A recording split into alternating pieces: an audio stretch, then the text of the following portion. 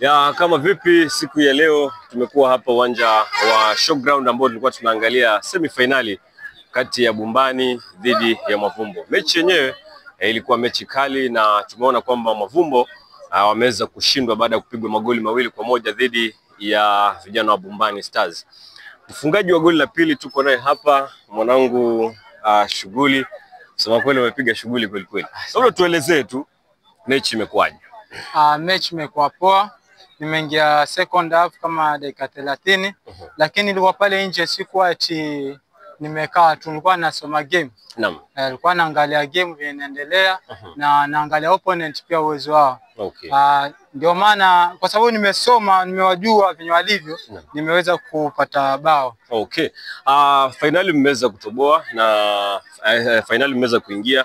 Kwa hivyo mtakuwa mnapatana na mpinzani wenu Ruafa. Labda pengine game yenu na Ruafa unaiona itakuwaje finali?